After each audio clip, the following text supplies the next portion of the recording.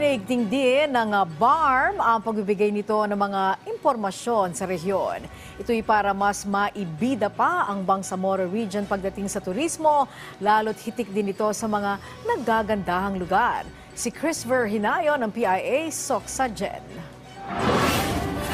Patuloy na pinalalakas sa rehiyon ng Bangsamoro ang mga hakbang na layong palaguin pa ang turismo. Kamakailan ay dinala ng Tourism Promotions Board o TPB sa ilalim ng Department of Tourism o DOT ang programang Community-Based Tourism o CBT sa rehiyon ng Bangsamoro. Sa pamamagitan nito, aabot sa higit 50 municipal at provincial tourism officers mula sa iba't ibang mga lugar sa rehiyon ang sumailalim sa workshop na tinawag na Marketing Enhancement on Community-Based Tourism. Layo ng workshop na mabigyan ng sapat ng kaalaman ng mga kalahok hinggil sa mga estratehiya para mas maibida pa ang turismo sa kanilang mga lugar. Under the Marcos administration, naniniwala ang Pangulong Marcos na ang tourism ang isa sa magbibigay sa atin ng kaunlaran sa ating bayan. So this is an economic pillar that we should really focus on. Kaya po, andito ang TPB para magbigay ng ganitong programa. Kabilang sa mga tinalakay na usapin sa workshop ay ang sustainable tourism and branding, tour packaging and design, at ang paggamit ng e-commerce sa tourism promotion at iba pa. We are very lucky as one of the participants because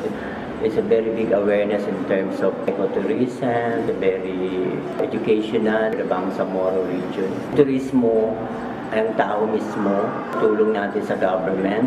We can be of great help through information dissemination.